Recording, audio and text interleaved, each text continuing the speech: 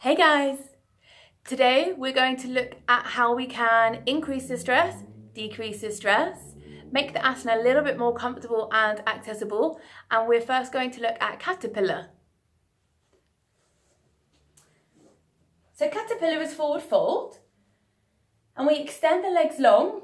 We place the hands either aside or on top of the legs, and we slide the hands forward, keeping the natural curvature of the spine, dropping the head.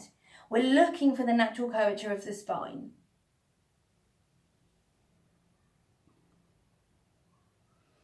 The line of tension in the target area is going from the heels all the way up the calf, the hamstrings, through the hips, mainly up the spine, into the back of the neck and then into the head. So if you imagine a rope, imagine one side of the rope is tied to the bottom of the foot and the other side of the rope is tied to the top of the head. When we fold forward, either side of the rope is being pulled from different ends. So we're increasing the level of stress by positioning our body in this way. But what happens when we get to the final expression and we need a little bit more? We don't really feel anything. Or what happens when we get halfway down and we think, oh, this is enough, I can feel it, and we're holding. We start to hold ourselves. And when I say hold ourselves, I mean we start to contract the muscle. We don't want to contract the muscle in yin, because when we contract the muscle, we're taking away the benefit from the tissue. We want the connective tissue, the fascia, to absorb the stress. So to do this, we must relax the tissue, the muscle. But to relax the muscle, we need to make sure that we're not clenching and holding, so we can use the props to make it accessible and comfortable. Now, the first thing of what we can do is we take the bolster and we place it on top of the legs like so. So we can slide down and the bolster can bridge the gap, so we can have a little bit of tensile release in the back.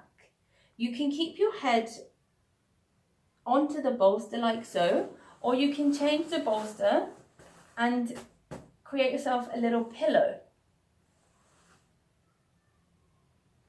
Either way, we want to make sure that the head is supported so that we're not straining too much on the back of the neck. If we want to decrease the stress a little bit more, we can place the bolster underneath the knees.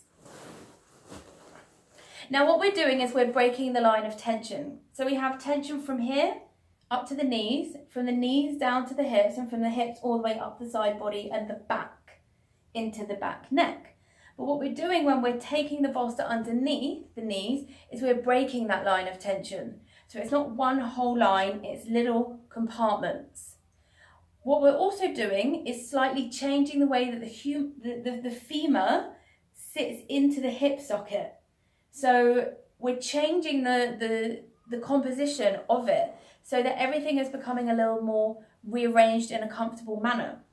So this can allow you to fold forward, but meaning target area may be somewhere different. At first, maybe you felt it here, now perhaps you feel it there, or vice versa. Perhaps when you folded down without the bolster, you felt it running up the spine, but now you feel it with the bolster and you feel it in the lower calf, or you were feeling it in the lower calf or in the legs. You place the bolster and you're now feeling it in the spine. Any variation is possible because we're all completely different. So this is one way to decrease the asana. When you want to increase, what happens if you or your student reaches the full expression and they put their hand up and they say, I can't really feel anything? It's our responsibility as a yin teacher to work with people's bodies to allow accessibility and enable the best affecting results from all asana of the practice. So one thing you can do is place the bolster parallel to the short side of the mat and we sit on the bolster. But we don't want to sit on it like this. We want to just perch on the end. Now what we're doing when we're perching on the end is tilting the pelvis. So now we're moving into an anterior pelvic tilt. And what this is doing is actually creating more length. So think about that rope. We're creating more length from the bottom of the foot all the way up. We're tugging on it just a little bit more so that when we fold forward, we're creating more stress. Equally, we can do the same thing by placing the bolster underneath the ankles. We're doing exactly the same thing from the opposite way round. We're creating more stress, more line of tension, more distance between point A and point B. We're tugging on that rope a little bit more so that when we fold forward, we can feel it more in the legs.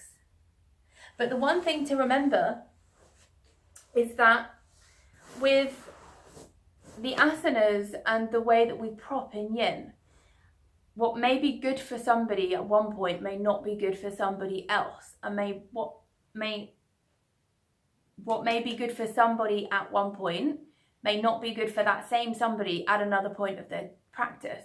So instead of suggesting to yourself and perhaps your students, do it this way or do it that way,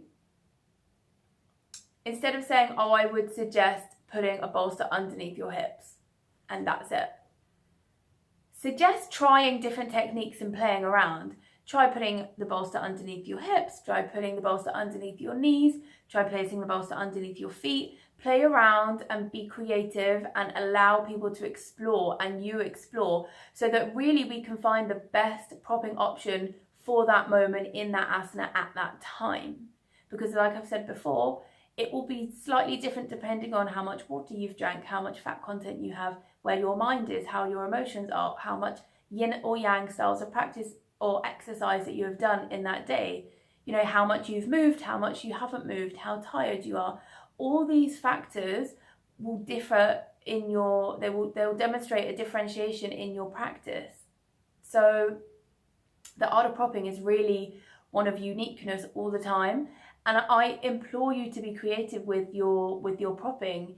There really is no set way to prop. There are certain things that we can do to increase and decrease the stress, but it's really down to how do you feel in that moment and where can you use a prop? Where can you use a prop to take off some of the pressure?